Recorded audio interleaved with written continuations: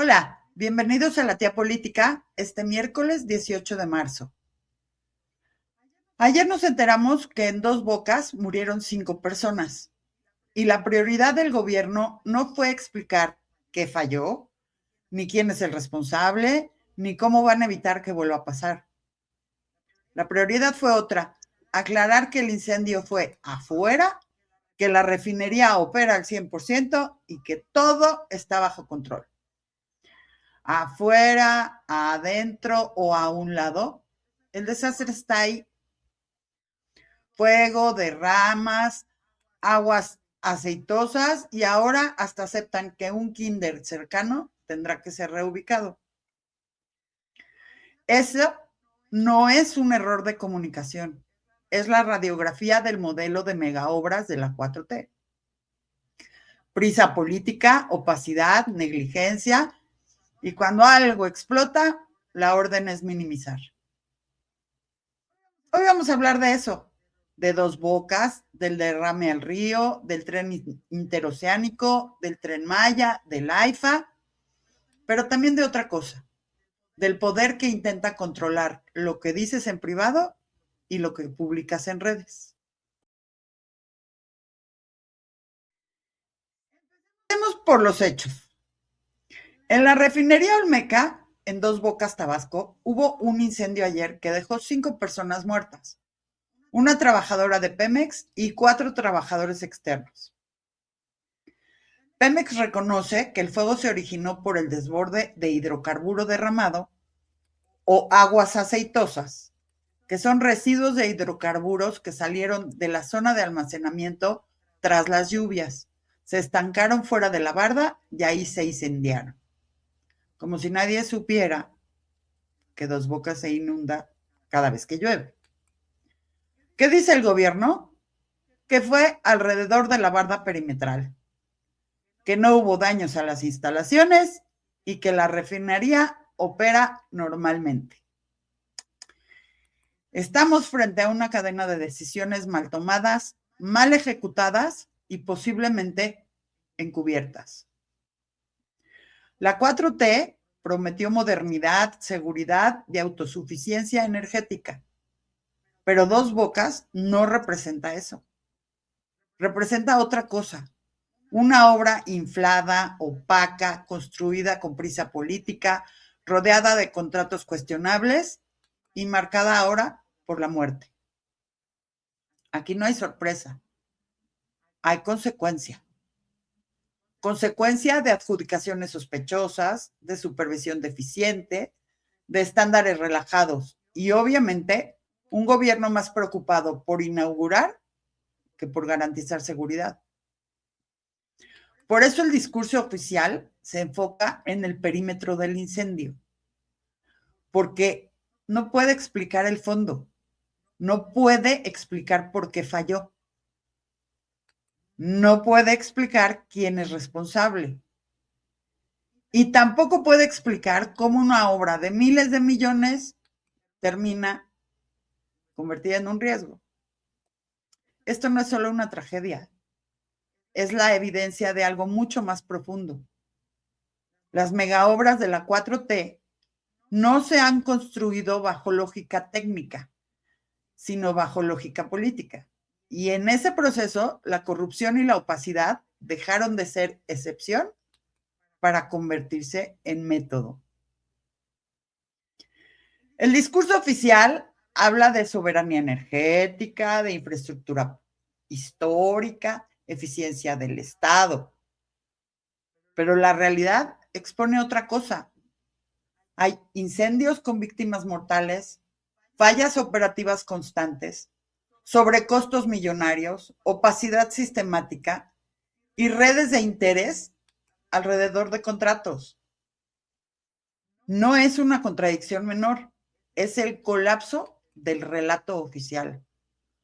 Porque mientras el gobierno presume logros, los hechos apuntan a un modelo donde la prisa política, la falta de controles y la cercanía con el poder sustituyeron a la planeación, la técnica y la transparencia. Y frente a eso, la respuesta oficial es no rendir cuentas. minimizar. Aquí ya no importa si la obra funciona. Lo que importa es cuánto costó realmente, a quién benefició y cuántos riesgos más está generando. Aquí, pues surge el verdadero enfoque.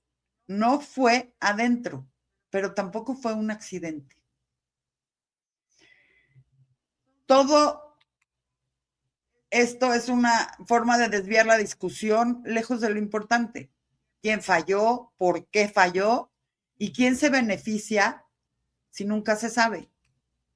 Porque cuando hay muertos y no hay responsables, cuando hay fallas y solo hay justificaciones, lo que aparece no es solo negligencia.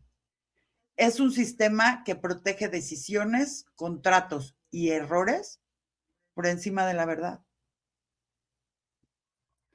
Y como si no fuera suficiente, a poco más de 24 horas del incendio, ahora hay denuncias de pescadores. Una mancha de hidrocarburos flotando en el río que colinda con la refinería, visible a simple vista por el color y el olor, con mortandad de peces y actividad pesquera paralizada en el río Seco y en la laguna Mecoacán. O sea, primero aguas aceitosas que se desbordan y se incendian, y ahora hidrocarburos que llegan al río, matan fauna y afectan a comunidades que viven de la pesca. ¿Y Pemex? Silencio. Nada claro sobre el origen de la mancha, mientras que en redes se reporta que brigadas colocaron barreras para contener fluidos que aparentemente estaban descargando al río. Otra vez lo mismo. Primero niegan el riesgo y luego ignoran las advertencias. Solamente reaccionan cuando el desastre ya está encima y la gente lo documenta con videos. De verdad, tenía que morir gente y que aparecer peces muertos para que se entendiera lo que se les advirtió desde hace mucho tiempo. Dos Bocas no es un accidente, es una obra hecha a la carrera que hoy ocasiona la muerte de trabajadores, contamina un río y obliga a mover hasta un kinder, mientras que el gobierno jura que opera al 100%. Decir que ocurrió fuera no cambia la responsabilidad, nada más la confirma, porque si una obra de ese tamaño no puede contener sus propios riesgos, entonces el problema no está en el lugar del incendio, está en cómo se diseñó, cómo se ejecutó y cómo se supervisó. La línea entre adentro y afuera es política, no es técnica. Y usarla como defensa refleja algo mucho más grave, la intención de proteger la obra antes que explicar la falla. Porque cuando el Estado pierde control de sus propios sistemas y aún así insiste en que todo está bien, lo que no hay es control de daños. Esto es encubrimiento. Cuando los contratos de una obra multimillonaria terminan en manos de círculos cercanos al poder político, la pregunta ya no es técnica, es política. ¿Quién decide? ¿A quién se le asigna? ¿Bajo qué criterios? Y sobre todo, ¿quién se beneficia realmente de esas obras? La cercanía con figuras como Adán Augusto López no es un dato menor. Es un indicio de cómo operan todas estas redes. Un modelo donde el poder político influye en la asignación de recursos, donde los contratos se concentran y donde la transparencia queda relegada. Aquí no hay pruebas concluyentes de responsabilidad directa, pero tampoco hay claridad. Y veamos que en obra pública, cuando la falta de claridad es un hecho, Es que no es casualidad, es opacidad. Y la opacidad en proyectos de este tamaño no protege a la obra, protege a quienes están detrás de ella. Porque cuando se cruzan contratos, poder político y falta de transparencia, lo que aparece no es eficiencia. Es un sistema donde la corrupción deja de ser excepción y se vuelve estructura. Dos Bocas no solo es una obra que tenga fallas, es una obra cuyo costo real nadie quiere explicar con claridad. Desde el inicio, el presupuesto ha sido una constante en movimiento. Veamos. El costo inicial fue 8,000 millones de dólares. Antes de inaugurarse, ya era de 10,6 mil millones. Y las estimaciones posteriores fueron de hasta 12,000 millones de dólares. O sea, un incremento de hasta el 50%. El problema no es solamente cuánto subió, es cómo y por qué subió. Porque mientras los costos crecían, la información se volvió cada vez más confusa. Legisladores de oposición exigiendo explicaciones, autoridades que no rinden cuentas claras, cifras que no coinciden entre dependencias. No hay una sola versión, hay muchas. Y cuando en una obra pública de miles de millones hay múltiples versiones, lo que existe no es complejidad técnica, es opacidad. Una opacidad que no es accidental, es funcional. Sirve para diluir responsabilidades, para ocultar decisiones y para evitar que se entienda quién autorizó qué y a qué costo real. Porque esos sobrecostos no aparecen solos. Alguien los permite, alguien los autoriza y alguien se beneficia. Así funciona la ineptitud de la 4T. Todo lo niegan, todo lo minimizan y cuando ya no pueden esconderlo, salen con excusas que insultan la inteligencia de todos. Por eso, el problema de Dos Bocas no es solo que cueste más. Es que nadie puede o quiere explicar con transparencia por qué. Y en ese vacío, lo que crece no es la confianza, es la sospecha de que detrás de cada ajuste, de cada cifra inflada, hay algo más que simples errores.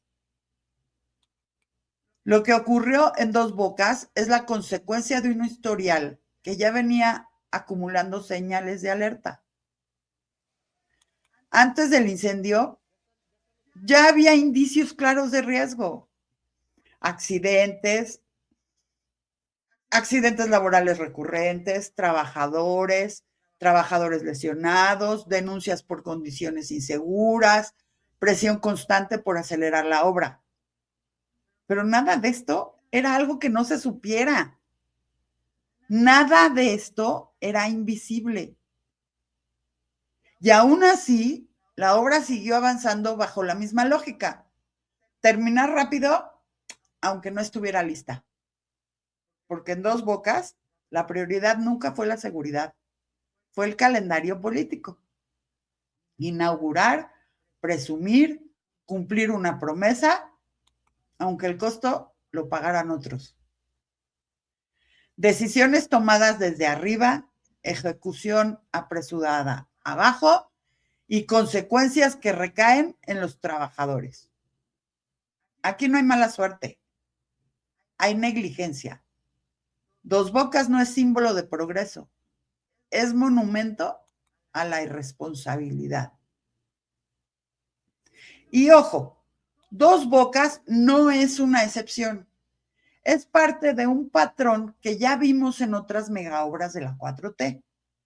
Si una refinería nueva ya está dejando muertos, derrames y evacuaciones, no estamos ante un caso aislado. estamos viendo el mismo modelo que ya vimos en el tren interoceánico, el tren Maya y el AIFA. A ver, el tren interoceánico. El 28 de diciembre pasado, un tren se descarrila dejando un saldo de al menos 14 personas muertas y más de 100 heridas.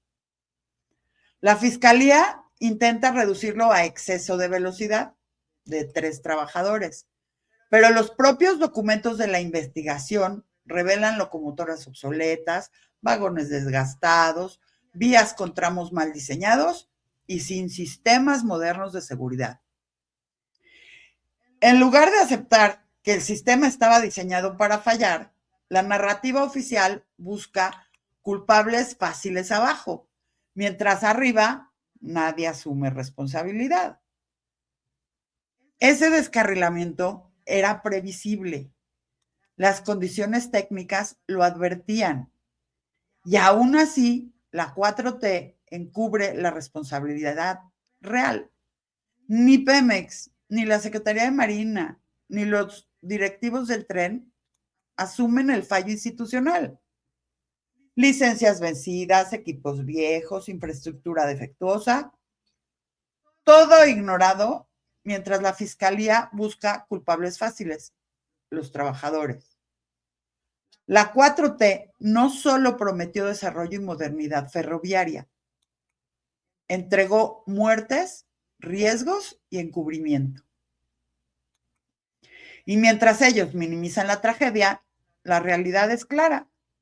La obra estaba diseñada para fallar y los muertos pagaron el precio. El tren Maya. Prometieron desarrollo y modernidad. Y lo que tenemos son descarrilamientos, fallas en cambios de vía, sistemas que operan manualmente donde deberían estar automatizados, decenas de incidentes operativos y trabajadores muertos durante la construcción. Además, un costo que se fue de alrededor de 150,000 millones a más de 500,000 millones de pesos, con señalamientos de materiales de baja calidad, contratistas cercanos al poder y daños ambientales irreversibles.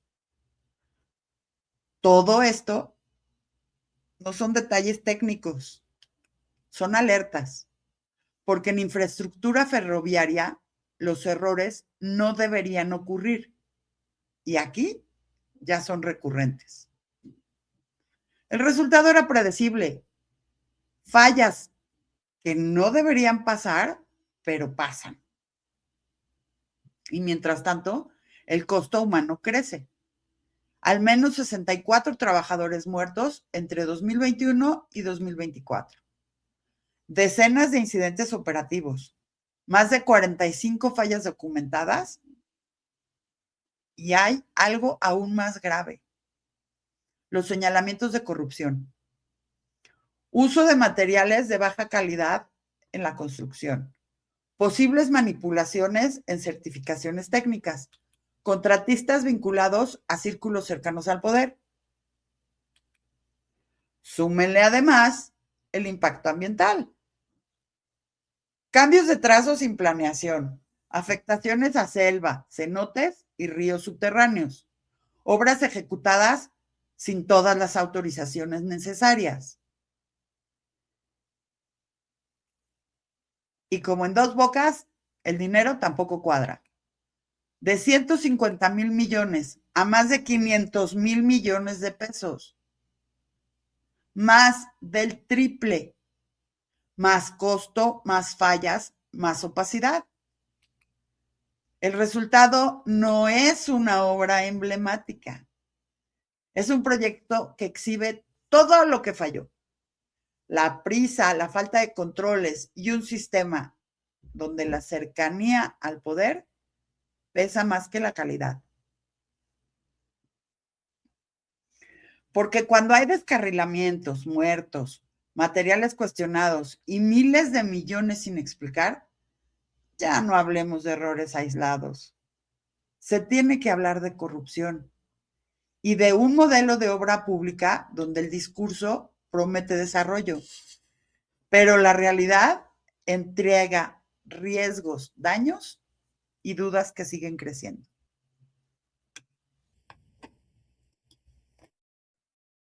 El AIFA, un aeropuerto que costó cientos de miles de millones de pesos, con estimaciones arriba de 425,000 millones, para mover poco más de 7 millones de pasajeros en 2025, cuando prometieron 20 millones. Desde el inicio hubo advertencias, falta de conectividad, dudas sobre viabilidad, cuestionamientos del sector aéreo, pero nada de eso detuvo la obra. Y hoy el AIFA no figura en rutas internacionales relevantes, tiene una caída en rutas nacionales y hay cancelación de operaciones por deficiencias. Y por si fuera poco, hay que estarle metiendo recursos públicos para sostenerlo. El AIFA no se sostiene por demanda, se sostiene por subsidio. No es un éxito técnico, es una decisión política cara e ineficiente. ¿Cuántos recursos públicos más se van a destinar a un proyecto que no cumple lo que prometió? No solamente el AIFA es un aeropuerto subutilizado, es un recordatorio de cómo se toman decisiones en este gobierno, sin planeación suficiente, sin rendición de cuentas y con un costo que terminamos pagando todos. El patrón es el mismo: obras aceleradas por calendario político, sobrecostos millonarios, contratos bajo sospecha, fallas que se maquillan, tragedias y riesgos que se minimizan. Es una ruptura total entre lo que se dice y lo que sucede. Mientras se habla de transformación, lo que se construye es otra cosa. Obras infladas, hechas a la carrera y rodeadas de decisiones tomadas sin transparencia. Las megaobras de la 4T no se hicieron para resistir auditorías, se hicieron para sostener un relato. No están fallando por accidente. Vemos el modelo donde se inaugura primero y si bien nos va, se corrige después. Y mientras todo esto pasa en el terreno de la obra pública, en el terreno de los derechos y las libertades, también se está jugando algo muy delicado. Veamos el caso nuevamente de Emma Cermeño, una activista que fue sancionada por un tribunal regional usando como prueba capturas de pantalla de chats privados de WhatsApp. Hoy el Tribunal Electoral, en la Sala Superior, corrige y revoca por unanimidad esa sentencia. El mensaje es fuerte. Lo que digas en tu esfera privada no puede convertirse en arma política para censurarte. Nadie puede ni debe ser censurado por expresarse en el ámbito de lo privado. La violencia política de género tiene límites y uno de esos límites es la inviolabilidad de las comunicaciones privadas. ¿Por qué importa este caso? Porque si el Estado empieza a validar que cualquier conversación privada se use como prueba para castigar opiniones, abrimos la puerta a algo muy peligroso: que la violencia política de género se use como pretexto para callar disidencias incómodas y no para proteger a las mujeres o a las personas. Hoy con Emma hubo un pequeño triunfo para la libertad y para la privacidad. Pero el mensaje también es de alerta, porque hubo un tribunal dispuesto a cruzar esa línea. El caso de Miguel Mesa, que ya también hemos tratado aquí. Un activista que ha exhibido nexos entre actores políticos y el crimen organizado, usando documentos judiciales y expedientes públicos como sustento. La respuesta institucional sanciones, intento de inscribirlo en el padrón de violentadores de género, órdenes de borrar publicaciones, medidas para sancionar a medios que retoman su información y ahora recursos judiciales que buscan cerrar sus redes. Mientras que en el caso de Emma, el tribunal tuvo que recular, en el de Miguel, la batalla por la libertad de prensa se complica más. La figura de violencia política de género se está usando como guillotina, no como protección. El activista denuncia censura tras nuevos recursos de la jueza Silvia Delgado para borrar publicaciones y sancionar a medios. Y la pregunta aquí es muy simple. ¿Estamos viendo justicia o estamos viendo intentos de silenciar a quien toca intereses incómodos?